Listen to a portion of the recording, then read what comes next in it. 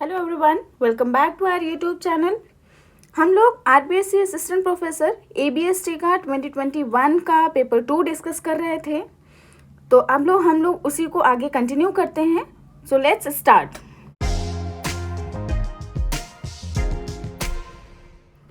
Question है, central government can issue order for cost audit to those companies which are engaged in following activities under section 128 of companies act 2013।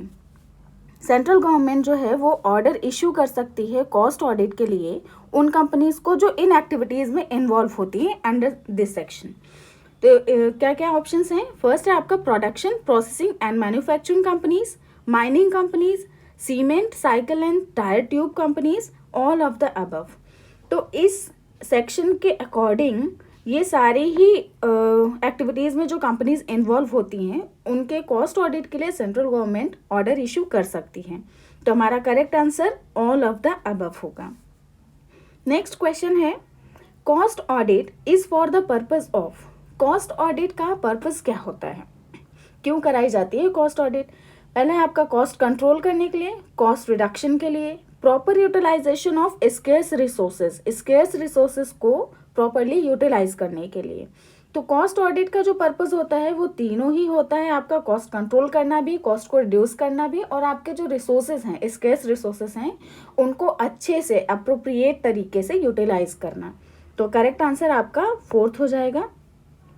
Next question है, which is not a feature of bank audit. कौन सा bank audit का feature नहीं है? First है, all expenses and income have been duly accounted for and profit is correctly worked out. यानी जितने भी इनकम और एक्सपेंसेस थे आपके उन सबको आपने कंसीडर किया है और प्रॉफिट भी आपने करेक्टली निकाला है, प्रॉफिट आपने करेक्टली वर्कआउट किया है। तो ये फीचर होता है आपका बैंक ऑडिट का, ये है ठीक। सेकेंड आपका है, reporting regarding non performing assets is not a feature of bank audit. Non performing assets के बारे में रिपोर्ट करना बैंक ऑडिट का फीचर नहीं होता है, ठीक है। थर्ड आपका, provision of bank audit is in banking regulation act 1949। Bank audit का जो प्रोविजन है वो आपका बैंकिंग रेगुलेशन एक्ट 1949 के अंदर आता है, उसी में सारे प्रोविजंस दिए गए हैं। फोर्थ है आपका, the auditors have to certify that balance sheet of the bank at the closure of financial year reveal true and fair view of the bank. जो ऑडिटर्स होते हैं उनको एक सर्टिफिकेट देना होता है, उन्हें सर्टिफाई करना होता है कि जो बैलेंस शीट है बैंक की वो उस बैंक का प्रॉपर फाइनेंशियल स्ट्रक्चर या फाइनेंशियल परफॉर्मेंस को रिवील कर रहा है, ट्रू एंड फेयर व्यू दे रहा है।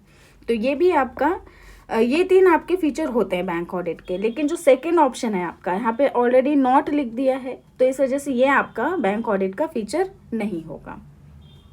नेक्स्ट क्वेश्चन है, of which company audit is known as balance sheet audit. यानी किस कंपनी के ऑडिट को बैलेंस शीट ऑडिट कहा जाता है? Insurance company, banking company, holding company, electricity companies. तो आपका जो ये बैंकिंग कंपनी है, बैंकिंग कंपनी का जो ऑडिट करने जाते हैं तो उसको बैलेंस शीट ऑडिट भी कहते हैं। तो करेक्ट आंसर आपका सेकेंड होगा। नेक्स्ट क्वेश्चन है, which statement is incorrect about insurance audit. Insurance audit के रिगार्डिंग कौन सा स्टेटमेंट इसमें इनकरेक्ट है? फर्स्ट स्टेटमेंट है आपका, vouching of income and expenditure are necessary for insurance audit. यानी इनकम एक्सपेंडिचर के जितने भी वाउचर्स हैं उनके वाउचिंग करना ये नेसेसरी होता है इंश्योरेंस ऑडिट के लिए। सेकेंड है स्टेटमेंट आपका, auditor should do verification of assets and liabilities. Auditor को जितनी भी एसेट्स एंड लायबिलिटीज हैं इंश्योरेंस कंपनीज की उसको वेरीफाई करना होगा, करना चाहिए। थर्ड है, the auditor is not to be convergent with the provisions of the insurance regulatory and development act 1999। जो ऑडिटर है वो कन्वर्जेंट नहीं है। कन्वर्जेंट का मतलब फैमिलियर नहीं है, उसको नॉलेज नहीं है। किस चीज़ की नॉलेज नहीं है? Insurance regulatory and development act 1999 के प्रोविजंस की। फोर्थ स्टेटमेंट है, auditor performs an insurance audit to insure that the customer has paid the appropriate premium for risk covered to him. Auditor इसलिए इंश्योरेंस ऑडिट करता है कि उसको ये पता चले, वो इंश्योर कर सके कि जो भी कस्टमर्स हैं उन्होंने अपना प्रीमियम टाइम से पे कर दिया है जितना भी उनका रिस्क कवर है उसके अकॉर्डिंग। तो आपका जो यहाँ पे थर्ड वाला ऑप्शन है कि ऑडिटर को प्रोविजंस के बारे में पता नहीं है, उस एक्ट के जितने भी प्रोविजंस हैं उसके रूल्स हैं उसके बारे में पता नहीं है, नॉलेज नहीं है, फैमिलियर नहीं है, ये आपका इनकरेक्ट है इंश्योरेंस ऑडिट के regarding. Next question, the provisions regarding audit of banks are contained in banking regulation act of. जो ऑडिट बैंक्स की ऑडिट होती है उसके रिगार्डिंग जो प्रोविजंस हैं वो किस एक्ट में हैं? बैंकिंग रेगुलेशन एक्ट कौन सा है आपका? 1949 का। नेक्स्ट क्वेश्चन है, the provisions regarding maintenance of accounts and audit of insurance company are made under. यानी आपको जो अकाउंट्स बनाने पड़ते हैं या ऑडिट करानी होती है इंश्योरेंस कंपनी के, इसके जो प्रोविजंस है वो किस एक्ट में दिए गए हैं? इंश्योरेंस कंपनीज का है, ठीक है। तो companies act 2013, insurance act, SEBI rules, insurance regulatory and development act 1999। Correct answer fourth है आपका IRDA एक्ट 1999 का। इसी के अकॉर्डिंग जो है आपका इंश्योरेंस कंपनी के अकाउंट्स भी मेंटेन होते हैं और उनका ऑडिट भी कराया जाता है। नेक्स्ट क्वेश्चन है, identify the incorrect statement with reference to charitable trust audit. Charitable trust audit के रेफरेंस में आपको इनकरेक्ट स्टेटमेंट बताना है। फर्स्ट स्टेटमेंट है, trust audit assures the creators of trust and those beneficiaries and are reliable. Trust audit जो है वो ये अश्योरेंस देता है कि जो ट्रस्ट के क्रिएटर्स हैं और उनके बेनिफिशियरीज हैं वो रिलायबल हैं। Second statement, in India the income tax act 1961 provides for non-inclusion of certain incomes of public trust in their taxable income। यानी कि इनकम टैक्स एक्ट 1961 जो है वो कुछ उसके कुछ प्रोविजंस है जिनके अकॉर्डिंग जो ट्रस्ट की कुछ इनकम है उसको इंक्लूड नहीं किया जाता है उनकी टैक्सेबल इनकम में। थर्ड स्टेटमेंट क्या है, auditor should verify cash and bank balance, investments and other assets. Auditor को कैश, बैंक बैलेंस, इन्वेस्टमेंट और जितने भी एसेट्स हैं चैरिटेबल ट्रस्ट की उनको वेरीफाई करना होगा। Many public trust get their accounts audited pursuant to the requirement of income tax act 1961। यानी ज़्यादातर जो पब्लिक ट्रस्ट हैं वो अपने अकाउंट्स इसलिए ऑडिट कराते हैं कि इनकम टैक्स एक्ट 1961 ये कहता है, मतलब ये नेसेसिटेट करता है कि इनकम टैक्स एक्ट की रिक्वायरमेंट है कि आप जितने भी पब्लिक ट्रस्ट हैं वो अपने अकाउंट्स को ऑडिट करवाएं। तो इसमें से कौन सा स्टेटमेंट आपका गलत है? तो आपका जो सबसे पहला स्टेटमेंट है ये गलत है। देखो, ट्रस्ट ऑडिट है ये कभी भी ये अश्योरेंस नहीं देता है कि जो भी क्रिएटर्स हैं या बेनिफिशियरीज हैं वो रिलायबल हैं। वो सिर्फ उनके अकाउंट्स को चेक करता है, ठीक है, उनके एसेट्स, लायबिलिटीज हैं, सबको वेरीफाई करता है ऑडिट, लेकिन ये नहीं बताता है कि वो क्रिएटर्स या बेनिफिशियरीज जो पर्सन्स इन्वॉल्व हैं वो रिलायबल हैं। नेक्स्ट क्वेश्चन है, penalties for contravention of prescribed norms for financial statements under section 129 subsection 7 of Companies Act 2013 are। यानी कि जो पेनाल्टीज हैं इस एक्ट के अकॉर्डिंग, अगर किसी ने फाइनेंशियल स्टेटमेंट्स जो हैं वो प्रिस्क्राइब्ड नॉर्म्स में नहीं प्रेजेंट किए हैं तो उनके लिए कौन सी पेनाल्टी होती है? पहला आपका imprisonment for a term up to 1 year, 1 साल की जेल, फाइन फ्रॉम 50,000 टू 5 लाख, 50,000 से 5 लाख रुपए तक का फाइन। थर्ड है आपका अबव 1 एंड 2 बोथ, यानी कि ये दोनों भी हो सकता है। फोर्थ है ऑल ऑफ द अबव। तो यहाँ पे गलती नहीं करिएगा, देखिए यहाँ पे अबव 1 एंड 2 बोथ है, ठीक, और यहाँ पे क्या है कि ये भी हो सकती है, ये भी हो सकती है और ये दोनों भी हो सकती है, ठीक है। तो यहाँ पे आपका जो करेक्ट आंसर होगा वो क्या होगा? वो होगा आपका ऑल ऑफ द अबव, कि आपको जेल भी हो सकती है, फाइन भी लग सकता है, या दोनों चीज़ें भी लग सकती हैं, जेल भी हो सकता है और फाइन भी साथ में आपको भरना पड़ सकता है।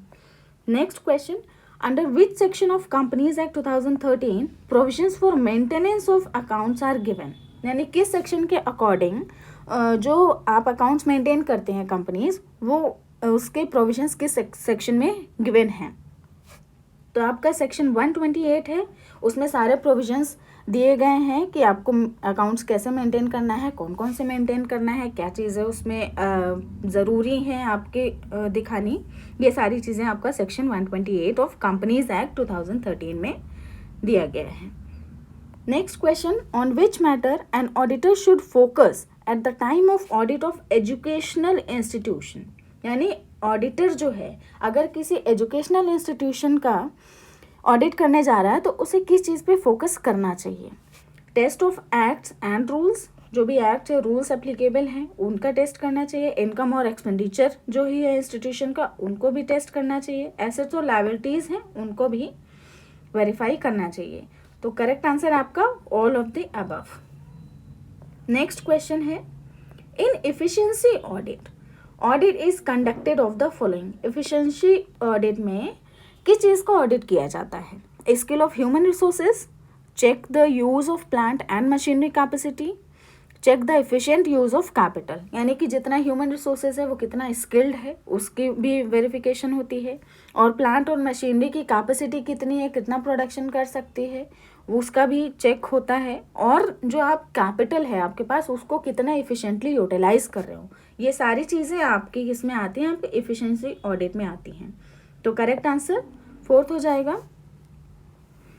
नेक्स्ट क्वेश्चन है, identify the correct statement in reference to management audit.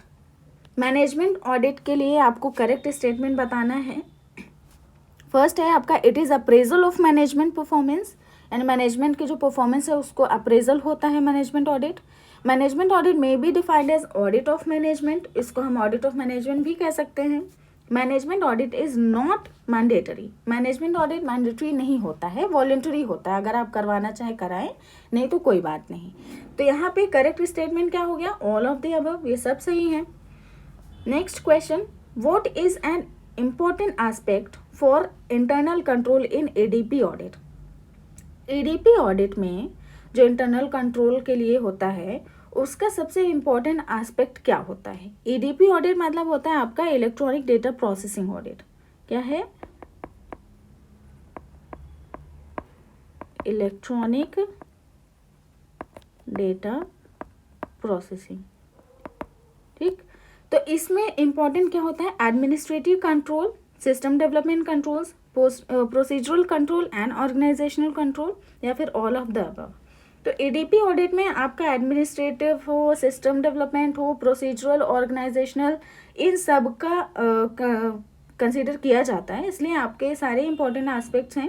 Correct answer all of the above हो जाएगा। नेक्स्ट क्वेश्चन है, performance audit is an important aspect of. Performance audit किसका इंपॉर्टेंट एस्पेक्ट होता है? मैनेजमेंट ऑडिट का, cost audit का, financial audit का, या फिर नन ऑफ द अबव। तो आपका जो परफॉर्मेंस ऑडिट है वो मैनेजमेंट ऑडिट के अंदर आता है। करेक्ट आंसर फर्स्ट होगा। नेक्स्ट क्वेश्चन है, in social audit activities of an enterprise are studied in following categories. यानी सोशल ऑडिट में जो एक्टिविटीज स्टडी की जाती हैं वो कितनी कैटेगरीज में की जाती हैं? कौन कौन सी कैटेगरीज होती है? Relation with environment, relation with product, relation with public of different group, all of the above. तो सोशल ऑडिट में एनवायरनमेंट को भी हम कंसीडर करते हैं, प्रोडक्ट के को भी कंसीडर करते हैं, उसकी क्वालिटी को और उसका मैन्युफैक्चरिंग कैसे हो रहा है, कितना वेस्टेज हो रहा है, और पब्लिक को भी कंसीडर करते हैं। तो इसलिए करेक्ट आंसर क्या होगा? All of the above. Next question है, a feature of auditing is. Auditing का फीचर क्या है? Examination of books of accounts by an independent person, यानी जो भी आपके बुक्स ऑफ अकाउंट्स हैं उनको एग्जामिन करना कोई एक इंडिपेंडेंट इंसान के द्वारा। दूसरा है systematic examination of books of accounts, और जो आपका जो वेरिफिकेशन होता है, एग्जामिनेशन होता है बुक्स ऑफ अकाउंट्स का, वो सिस्टमैटिक होता है। Presentation of report by an auditor, और फिर लास्ट में क्या होता है? ऑडिटर उसकी रिपोर्ट प्रेजेंट कर देता है। तो ये सारी फीचर है, all of the above answer हो जाएगा। Next question, who has given the complete and exhaustive definition of statistics in plural sense. किसने स्टैटिस्टिक्स की जो सबसे कंप्लीट कही जाती है और एग्जॉस्टिव यानी कि बहुत एक्सप्लेनेटरी डेफिनेशन कही जाती है, प्लूरल सेंस में किसने दी? तो यहाँ पे डॉक्टर बाले, होरेस सैक्रिस्ट, ये स्क्रिस्ट नहीं है, ये सैक्रिस्ट है, ठीक, होरेस सैक्रिस्ट, यूलेन कैंडल, वेबस्टर। तो ये डेफिनेशन जो है होरेस सेक्रिस्ट ने दी है स्टैटिस्टिक्स की प्लूरल सेंस में। उन्होंने कहा है कि आपका जो स्टैटिस्टिक्स है ये क्या है, कलेक्शन ऑफ डेटा है फ्रॉम द डिफरेंट ग्रुप्स, ठीक। तो प्लूरल सेंस में होरेस सेक्रिस्ट, याद रखिएगा। ये फैक्चुअल क्वेश्चन है तो ये आपको लर्न होना चाहिए। नेक्स्ट है data are formed by, data कैसे बनता है। अ सिंगल फिगर तो डेटा नहीं हो सकता। A group of unrelated facts, unrelated facts को हम डेटा नहीं कहते हैं। A group of homogeneous facts and figures, एक जैसा कुछ फैक्ट्स हो कुछ फिगर्स हो। एन एब्सोल्यूट डिस्क्रिप्टिव फैक्ट, या फिर कोई एब्सोल्यूट डिस्क्रिप्टिव फैक्ट हो।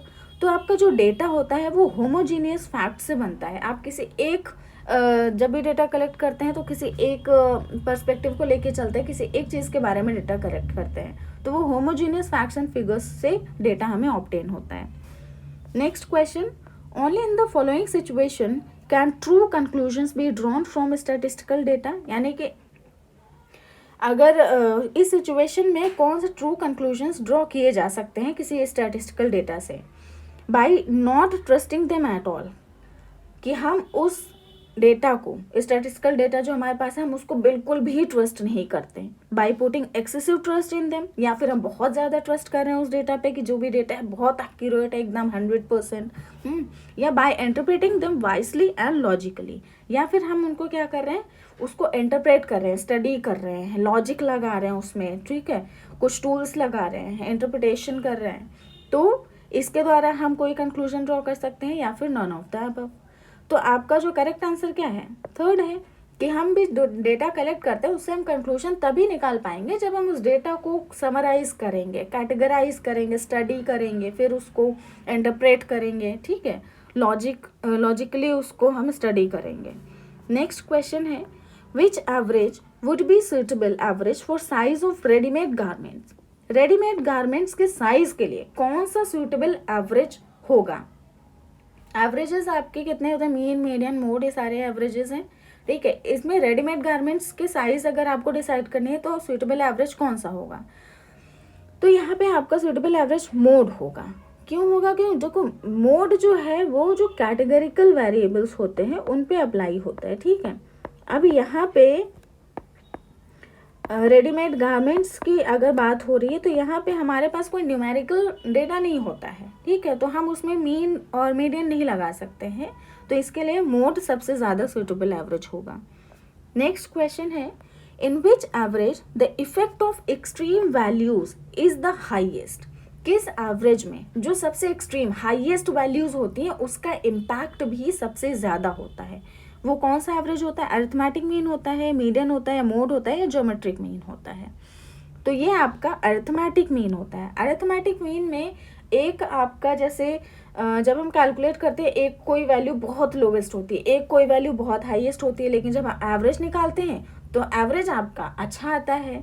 तो वो जो हाईएस्ट वैल्यू होती है उसका इम्पैक्ट सबसे ज़्यादा कहाँ पड़ता है, अरिथमेटिक मीन में ही पड़ता है। नेक्स्ट क्वेश्चन है, the most appropriate average to be used while constructing index number. अगर इंडेक्स नंबर हम प्रिपेयर कर रहे हैं, कंस्ट्रक्ट कर रहे हैं, तो उसके लिए सबसे अप्रोप्रिएट एवरेज कौन सा होगा जो यूज़ किया जाता है। तो इंडेक्स नंबर प्रिपेयर करने के लिए कौन सा हम लोग एवरेज यूज़ करते हैं, वो होता है आपका ज्योमेट्रिक मीन। कोई भी इंडेक्स हो, ह्यूमन डेवलपमेंट इंडेक्स हो या फिर प्राइस इंडेक्स हो, कुछ भी कोई भी इंडेक्स हम लोग बनाते हैं वो ज्योमेट्रिक मीन से ही बनाते हैं। करेक्ट आंसर फोर्थ होगा। नेक्स्ट क्वेश्चन है, the sum of deviations of individual observations is zero from, यानी कि आपके जो इंडिविजुअल ऑब्जर्वेशंस हैं उनके डेविएशंस को हम सम कर रहे हैं और वो ज़ीरो आ रहा है, तो वो किससे ज़ीरो आता है, कब आता है ज़ीरो, अरिथमेटिक मीन से ज़ीरो होगा, मोड से होगा, मीडियन से होगा, या ज्योमेट्रिक मीन से होगा। तो जो हम लोग डेविएशंस कैलकुलेट करते हैं वो आपका क्या होता है, अरिथमेटिक मीन से होता है, तो ज़ीरो भी आएगा तो आपका अरिथमेटिक मीन से आएगा। नेक्स्ट क्वेश्चन है, which measurement of dispersion is an ideal and scientific. Dispersion का कौन सा मेजरमेंट है जिसको सबसे ज़्यादा आइडियल और सबसे ज़्यादा साइंटिफिक माना जाता है, range, quartile deviation, standard deviation, या फिर नन ऑफ दिस। तो सबसे ज़्यादा आइडियल जो है और मोस्ट वाइडली यूज्ड है वो आपका स्टैंडर्ड डेविएशन होता है। करेक्ट आंसर भी थर्ड होगा। नेक्स्ट क्वेश्चन है which method is used for comparison of variation in two series, यानी कौन सा मेथड हम यूज़ करते हैं अगर हमारे पास दो सीरीज है और उनको उनके वेरिएंसेस को उनके वेरिएशन को कंपेयर करना है। Coefficient of range, coefficient of quartile deviation, coefficient of variation, any one from the above. ये कैसा आंसर दिया, any one from the above.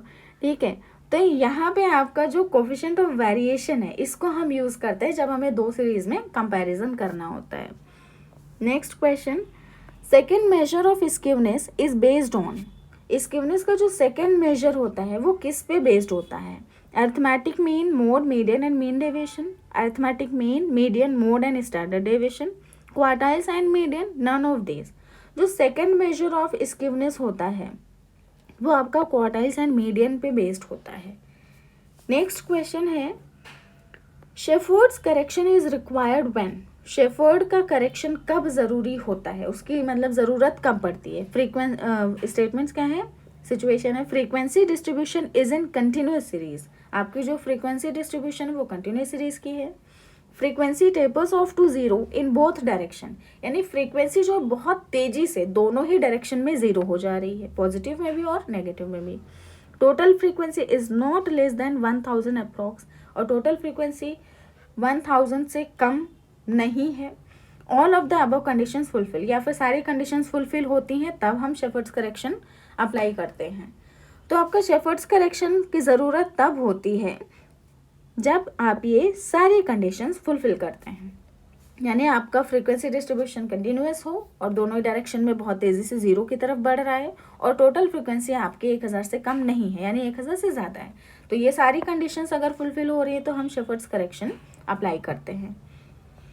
Next question है for which moments shepherd correction is necessary, किन moments के लिए shepherd correction ज़रूरी होता है? अब देखिए स्टैटिस्टिक में 4 तरीके के मोमेंट्स होते हैं आपका, first moment, second moment, third and fourth. First moment आपका मीन, सेकेंड मोमेंट होता है वेरिएंस, थर्ड मोमेंट होता है स्क्यूनेस और फोर्थ मोमेंट कुर्टोसिस। तो शेफर्ड करेक्शन कब ज़रूरी होता है? वो होता है आपका moments second and fourth, second and fourth यानी कि वेरिएंस एंड कुर्टोसिस। ठीक, नेक्स्ट क्वेश्चन है if beta 2 is equal to 3 frequency curve is known as, अगर बीटा की वैल्यू ये है तो फ्रीक्वेंसी कर्व क्या होगा? लेप्टोकेटिक या फिर पीक्ड टॉप? लेप्टोकेटिक होगा जिसका टॉप एकदम पीक्ड होता है, चोटी की तरह उठा होता है। प्लेटिकोटिक होता है या फिर फ्लैट टॉप। मेसोकोटिक या फिर normal, none of the above.